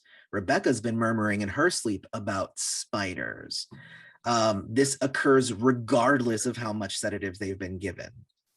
So it's kind of crazy. Like, you would think that after a certain bit, your involuntary body, you'd stop, but it doesn't matter what they give them. they're just like, no spiders, no, and the guy talking about demons. So that's what you get from the nurses. So yeah, so let me say, I have a quick question. go for it. Where is Eastview? Is it in Arizona? Is it near Arizona? No, I'm gonna say it was out of state. Okay. It's not in Arizona. Whatever the next, I'm gonna say it's Nevada, since I learned Okay. recently that Nevada is right next there. So And it works. She's at a casino, so true. Oh, see, that works even better. Okay, so now you guys have kind of all done that. I'm gonna say that you guys accumulate your information. You all get together and group you're chat. like, this and that and whatever. And as you are like trading information, trying to figure out your next move, the lights flicker on and off for a few moments. Right before you hear a woman's piercing scream. And of course, this is interesting because it's coming from Rebecca's room. And normally I would be like, Haley, you have to roll something. But guess what? You can't hear that. You're so deaf. So it's not going to deal any additional damage to you. So that's awesome. It just worked out perfectly. Look, You know what? Haley is smart this way. did Haley's you smart. unraven, or are you still in the room when the scream happens? I'm Raven under her bed. Been under the Nice. bed what's happening. Literally, you can't write that into like that just all happened. It just worked out. I love that when stuff like that happens. At the climax of her scream, so you're in the room. I mean, you obviously know that there's a scream. It's just not going to do any additional damage because you already got the damage. At the climax of her scream, all the lights blow out with a loud pop as glass falls from the to the floor and the hospital's plunged into utter darkness. Go ahead, Erica. Oh, I'm as this is all happening, as that plunge, Mina starts probably shaking a little bit Oh no. as she realizes her deepest fears Yes. of the absence of light. Okay. All right. So yeah, like the lights go out and Mina's just like and she basically just starts like probably who's like standing next to her? Probably Haley, like just grabs onto Haley's arm and is like, oh no, Haley's under the bed. Grabs onto like Wade's arm, just like like she is completely scared of the dark, which is kind of crazy. Emergency lights slowly illuminate, but even they flicker as if struggling to stay lit. In this moment, the gods feel something slink past them, but they see nothing in the poorly lit waiting area. Everyone must make a discipline plus empathy roll, except for Mina. This is versus fear, so if you have any bonuses against fear or anything, let me know. So it's just a discipline? Discipline and empathy. 2 successes. 2, okay. Wait, that was 2 for who? Me. That was 2 Hello. for, okay. Got it. I'm gonna use my blessing, the show must go on, to get 1+1 to empathy. What does that one do? Let me see. I have to manipulate my own emotions, give a convincing performance, even if it's to a crowd of 1. And I'm telling myself I'm not afraid. Because literally I have 0 in discipline and 0 in empathy. So if I don't do something, I have 0 to roll. Let's do it. So if you have no dice, you roll 1 die and it's only successful on a 10. That's how that works. But in this case, I'm going to give it to you. Roll 1 die. So, and it'll be successful normally. Ooh, 1 success. Nice. All right. Well then, so Gabriel was the only one who got, you got 1 success. I got. Oh, you got 4 successes. Maybe I must have misheard you. Yeah. I thought you said 1, but okay, cool. Very cool. Well, then everybody made their checks there, so that's good. That's good. Let me see. Where am I? Yes. Or if you hadn't made it, you would have been overcome with by a haunting, scary presence. Is this the same presence that Gabriel and Mina felt earlier? Yes. Exactly the same presence. Would Everyone I there before is now here as well. Would I be able to spend another fragment to sense the goddess sees who you truly are. So sense the presence of divine power in the area, see ghosts or spirits, and see the true faces of outsiders who take other guises. Yes, that's that's active for the whole rest of the scene. So it's on. You don't have to spend it again. It's there. Yeah. So that thing is not in the room. So as soon as it is in the room, I will definitely tell you that you see it because you have that. We haven't gotten there, but we're almost there. So it was chaos in the hospital before, but now it's complete pandemonium with crowds screaming, running around, tripping over objects in the dark. Whatever knocked the lights out also fried all of the machines on this floor. Dr. Jones, who is the actual attending doctor, attending physician, excuse me, and the police officers, they essentially run towards Rebecca's room, which is where the scream is coming from. And there is another loud, shrill scream. And they run inside and the door closes behind them. You being the bird, you're seeing like a bunch of feet there. And then you hear her scream again. You hear some gunfire and then you see just blood just falling on the ground. And then their bodies fall limp from under the bed. So obviously everybody outside of the room is hearing all the gunshots and stuff from inside the room. You just so happen to be there. For a split second, the area gets eerily quiet right before the screaming starts again. This time, those screams belong to the officers and the sounds of breaking glass. I love it. The door opens and Dr. Jones is the only one who's running out of Rebecca's room, covered in blood that does not appear to be his own blood. So he trips over something in the dark trying to just get away. Though now the door is open, the gods now see that all of the windows in that room and pretty much all the glass everywhere is all shattered. The officers, now for some reason, all you can see is their blood. They are nowhere to be seen anymore. Same with you, like they just like disintegrated, Haley. So yeah. And then all of a sudden you, Haley, from underneath the bed, obviously, you see a pair of naked feet land on the floor and Rebecca starts running out of the room. She flees her room and obviously running towards the other three of you. She is wide-eyed and panicked. She is clawing at her arms to the point of drawing blood, and she is pulling at her own hair. Get them off me, she screams. Let me see. And then she runs and she sees Dr. Jones and she says, "You did this to me." And she screams again and another like wave of energy comes from her. If anybody kind of gets the idea, it's an EMP, like she's the goddess of magnetism. So she's kind of letting off EMPs at this point. It knocks out anything that might have been active is now gone. Her hysteria has pushed her beyond reason, locked in a state of perpetual fear. So there's no way to snap her out of it. But do you want to try and snap her out of what's happening? You can actually try. It's interesting. There's a rule here, even though it says it's impossible, but if you want to try. So she's running out of the room. She is not of her mind right now. Yeah, I'll try to snap her out of it. Okay. It's an influence and medicine roll. Okay.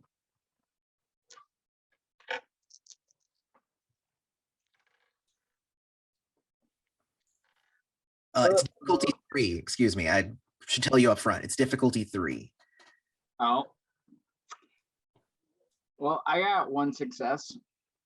Hey, that's 1. I got 1. So here's the thing. What do you have? You have influence in medicine. What are your scores in that? I have 2 influence, 1 medicine. Okay. Does anybody have more than 1 medicine? No? Okay. That's how teamwork works in this game, is essentially you're like, well, I'll take one of the skills and somebody else can take one of the other skills. And that's how you can combine your stuff. I mean, could I do that with Gabriel, but do it for influence? Because I have more influence. Oh, we can say that you are no longer a raven. Like you'd have to get from under the bed and actually assist. And I can transform at will. Yeah, you can totally do that. Yeah. Okay, so I should, I guess, just roll my influence. So yeah, you roll your influence and re-roll your medicine. I guess Okay. it's one die And- for you. And I'm gonna look at her and just say stop because I'm trying to intimidate her. So now I get a +1 to my influence and I have 4. A +1, yes. Most things that Haley does is intimidation. So Good. Ooh, hell yeah. I got 4.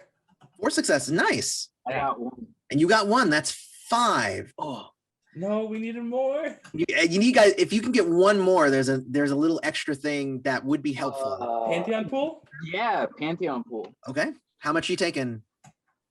Do you want to just do one?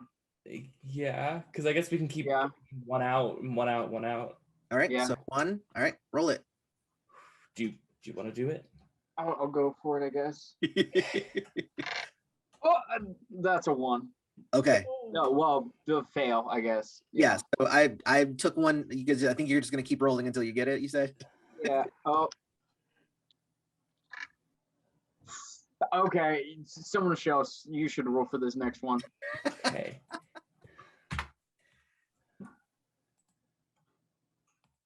Okay, I got an 8. I got a success. All right. You only spent a few. That's fine. So essentially, with a success, because she's basically about to kill Dr. Jones. But with a success, she takes her attention off of the doctor and instead focuses her anger towards you, and she comes and attacks you guys.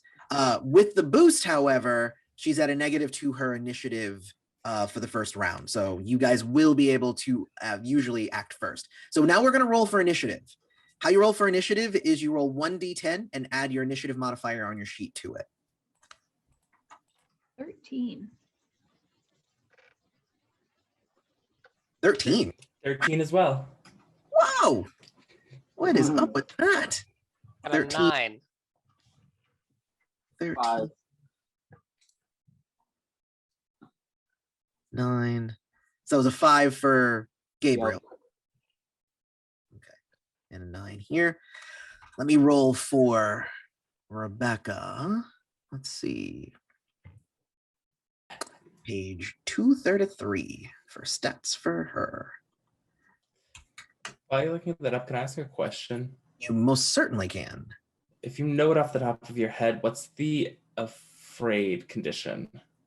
Afraid condition is, I don't know it right off the top of my head, but I can look at it real quick because I do believe that's actually in the packet that I sent. I think afraid is one of them.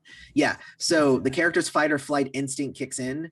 You have to make a discipline and empathy check against fear at the beginning of each round. If you fail, you lose your turn.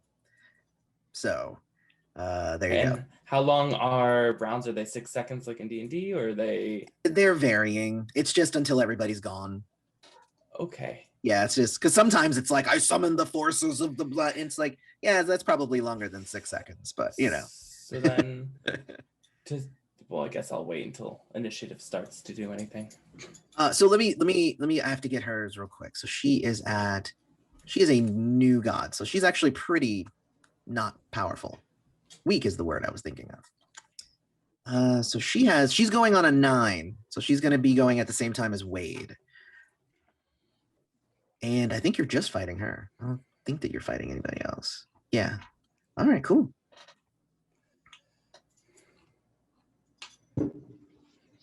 All right, so she does I'm going to say immediately you can already tell because she's kind of surrounded with this weird kind of, well, except for Haley can see it, but like this kind of force field of magnetism. You see like bits of things that are made of metal falling off of the ceiling and landing near her, but they immediately get shoved off. Meaning you can't throw anything metal at her or try and hit her with anything metal. So if you have a gun, bullets aren't going to work. You can't throw a knife at her. If you're wearing it even says here, if you are wearing a belt buckle that is made of actual metal, you won't be able to get near her. Like it's just anything metal will not get there. What is my ring of the North Wind made out of? Uptamium. Metal. It's made of uptamium. Okay. Unobtainium. No, it's fine. You're fine with that. But also Okay. that ring allows you to attack from a distance anyway, so it's fine. Like you're not trying to go up and punch her with the ring. You know, the Okay. ring is more for distance things. Aura. Exactly. All right. So, oh, actually, she doesn't go at a 9. I forgot to give her -3. She's actually going to go on a 6. I forgot. So there you go. Still before Gabriel, but not at the same time as Wade. It'll be after Wade. All right, cool. So it is, well, Haley and Mina are both going at the same. So the two of you can decide who wants to go first. How does attacking work in this? So you describe how you want to attack, and then we will assign skills to that. And then it works just like everything else. Okay. And I have a question about my vassal. So I have Angel, my pet raven, who I'm assuming has kind of just been around the entire time. Like I said, vassals are there if you say that they're there. Yeah. Yeah. So my question is, so it says damage for bonus equal to level or favor, or it has 2 dice per level to act on its own. Correct. So if I have it act on its own, does that mean I have to cash in one of the bonds? Yeah, no? you would strain that relationship. Okay. And then, well, you'd have to strain the relationship either way. Like, then you would choose how you want it to act. Is it adding to yours, or is it acting on its own? Yeah. Okay. Did you want to do that? I was just asking to understand slightly. I'm thinking. No, it's fine. Okay. Well, then I can go. Go for it. Sure. Okay, so I'm gonna pull out my shining sword made of light, Where are these items? right? It does Blinding light light. saber Yeah. eyes, yes. And I guess I don't know. Chop her head off. Yeah, I mean, I will point out you she- cannot knock her out with your sword of light. That sword of light will kill her if you land a good enough shot. So well, so with so that, it's a lightsaber, you know. that is awesome. So like, but do okay, can I holler out as I'm walking toward her? Are we killing her? Yeah. How do we feel about other gods? Yeah, that maybe here's the is a thing. better So- question. A god killing another god is kind of, it's a thing you're not supposed to do. There are reasons for it. I guess if you kill a god, we'll find out what those reasons are. But I will say that none of you have ever killed a god, so you don't know firsthand, but you have heard bad stories about what happens when a god kills another god. But you know, I love using mechanics that don't come up all the time. So Well, I'm thinking we've got 15 minutes left, and that sounds like fun. So can we just go ahead and do that? let's do it then. Let's make that Okay. She happen. can't scream if she doesn't have a head. That's true. Okay, so we're gonna lightsaber this Do some screaming lady. lightsaber in. Yes. So that means essentially using your sword would usually be a fighting plus speed roll, you know, because you're like, and you're going to run in there and slice. So whatever your fighting plus your speed is, you can add your +2 because you're using your sword for that, Okay. which is a thing.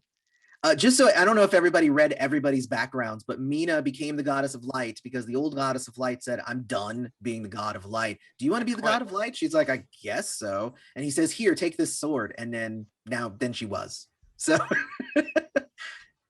it's fun how stuff happens in this game. Okay, so I got 2 successes, but then I also get a +2 Correct. on a hit. So Well, no, +2 is 2 more dice. Oh no, yeah, Oh. you deal +2 damage. So you got 2 successes and you'll deal Yeah. +2 damage. Yeah. All right. Do you want to do anything to augment that?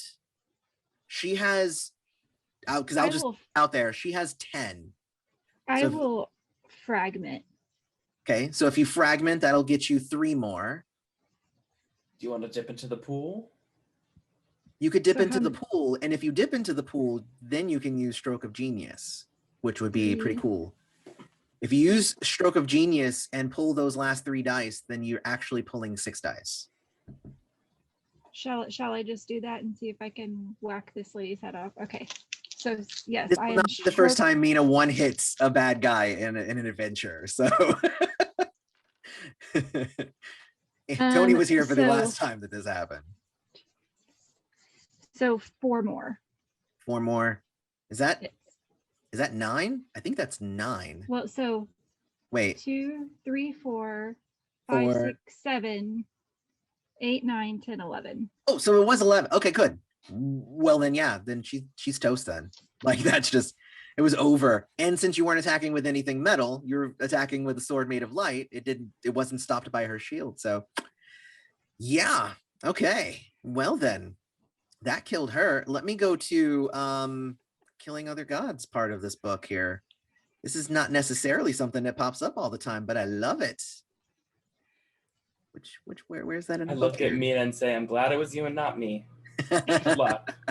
And you're right, we actually do only have 15 minutes left. So we can go through all of the crazy like things that can happen now. And there is more to this adventure. This is an adventure that's in the book called Mythic Echoes for this game line. So if you want like the synopsis of what would happen at the end of this, then I can kind of tell you like this is what was going on. Or you know, you can check it out yourself. I don't want to ruin anything if you want it to be a surprise. Where am I going here? Here we are. Okay. Killing other gods. Fragments, spark, losing spark.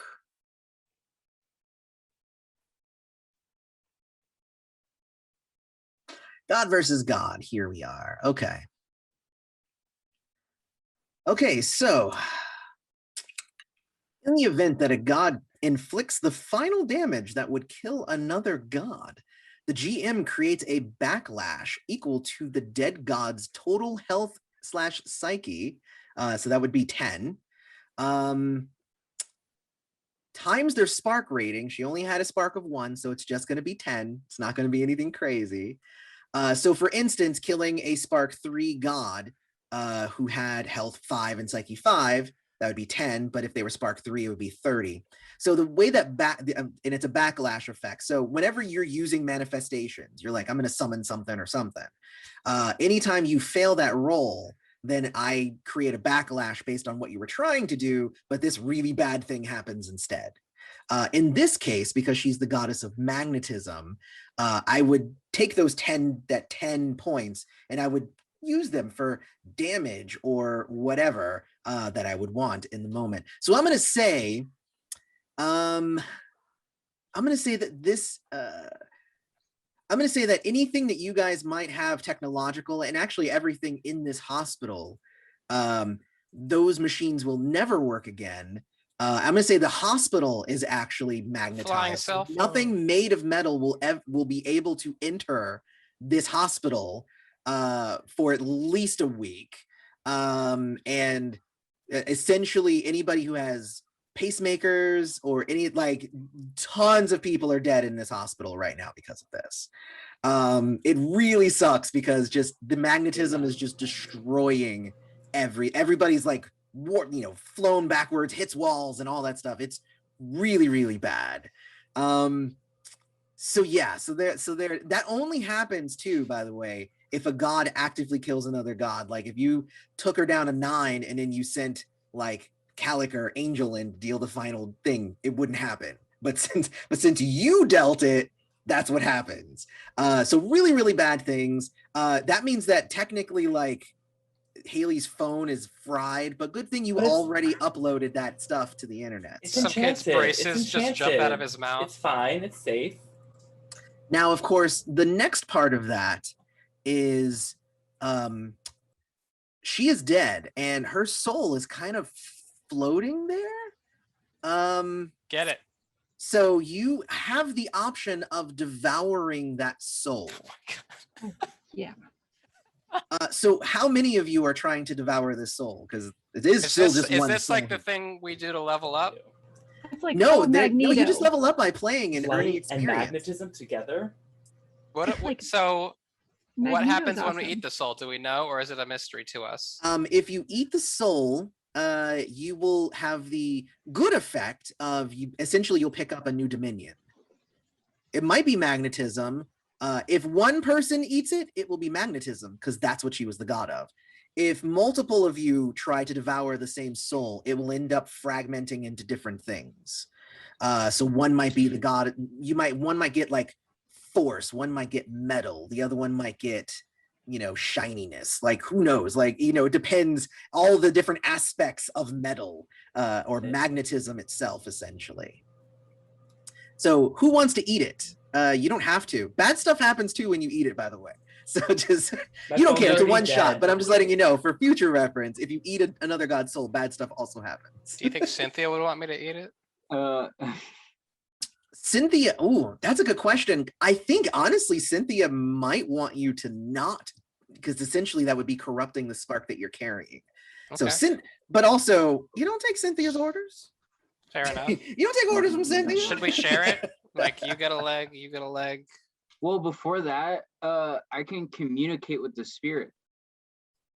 Oh, her spirit's done. Her spirit's toast. This is just her floating Just her soul. This is soul. the spark you can collect. Yeah. Okay.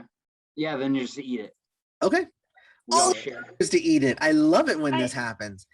Actually, I'm not. See, now I don't think Mina would, Okay. because think that's she's kind of feeling awful about all of the people she just killed, and her like love of mortals and humanity, and she just kind of decimated a whole lot of people.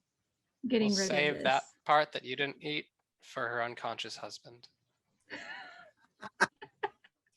So The least we can do. well, and honestly, this is a big part about why pantheons are so important, because there are gods who just love devouring other gods. And that's why, like the four of you are like, so if another god tries to come and kill me, you're gonna help, right? Like, we're gonna defend each other, right? Yeah, we're a pantheon, we're good. All right, cool. So if the three of you eat the soul, let's see what happens. The benefits when that happens. So first off, your lifespan is extended by 20 years. As a god, you can live for 100 years with your spark after you receive it. And eating other gods' souls nets you an additional 20. So that's why there are like really old gods who like they continue existing because they eat other gods. So the other thing is that you each will gain a new dominion. So I'm going to say each of you roll. I actually have the one that rolls the highest, just one die. The three of you roll one die. Got a 7. 7.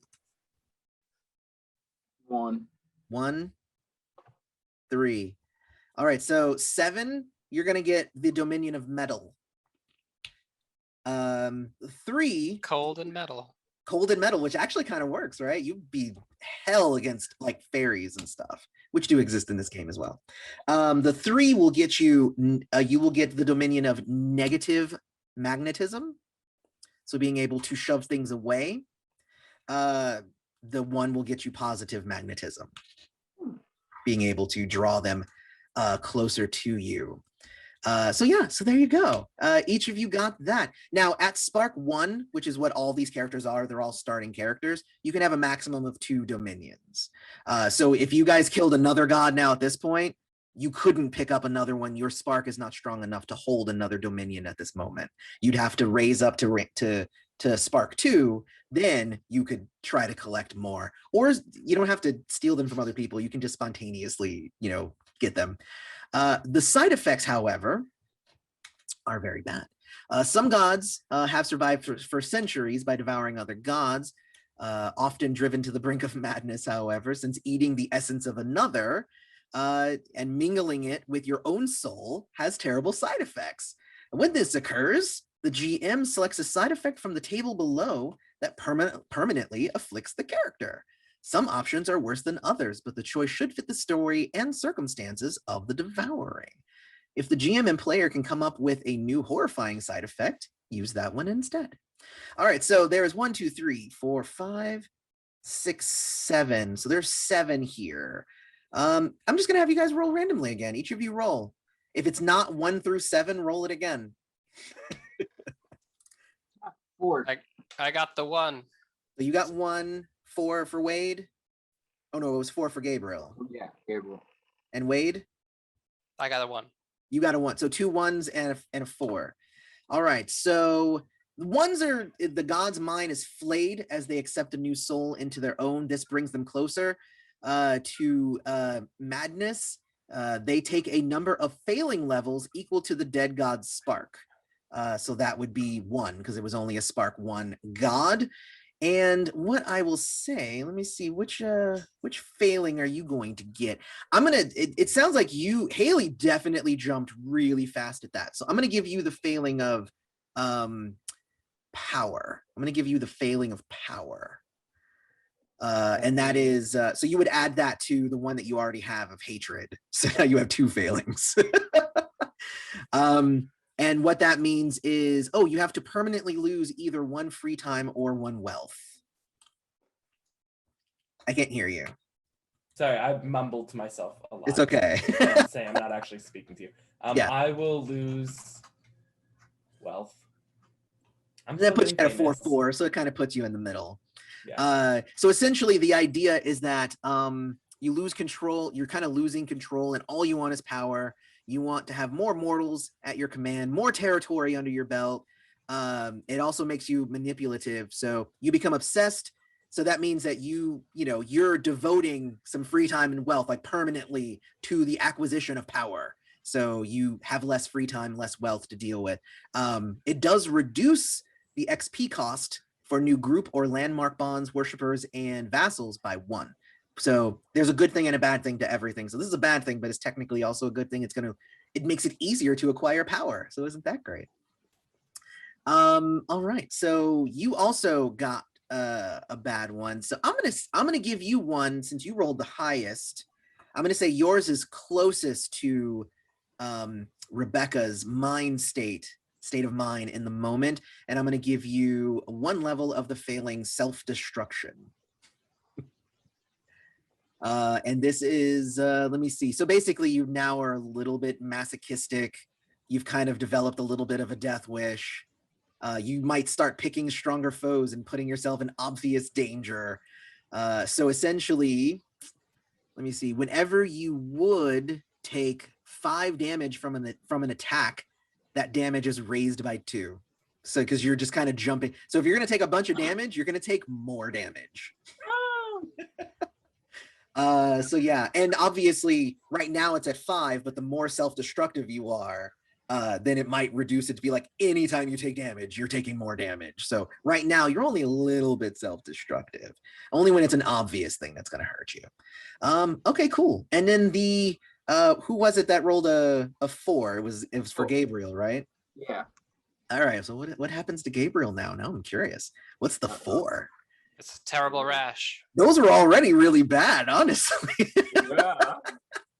Those were pretty bad, and those are like not that bad mechanically. It's just like you wrote a word and a 1 next to it, but geez. Where I lost it. Where did it go? Oh, here it is. Okay, I found it. Wait, no, I didn't. It's right there. Okay. So 4 though is 1, 2, 3, 4. So you, Gabriel, this actually kind of fits for the artist and whatnot. The god starts to lose time occasionally, waking up in weird places and not remembering where they are. It is a strange type of sleepwalking, as the devoured spirit is fighting for control but can't truly achieve it. However, the character literally loses time, suffering a permanent free time loss dependent on the god's spark that you just ate. So since it was just a spark 1, you're going to permanently lose 1 free time. So yeah, there you go. So but now narratively, we can just randomly have you wake up in weird places because it's fun. So Nice. so yeah, that's what happens. And then that's like halfway through the adventure. There's actually a bunch more, but that it's 11, so we'll stop there. But yeah, that's a part-time gods. That's half of an adventure that's in the second book, Mythic Echoes. That is out. Actually, the power surge is, that's scene 3 out of 5.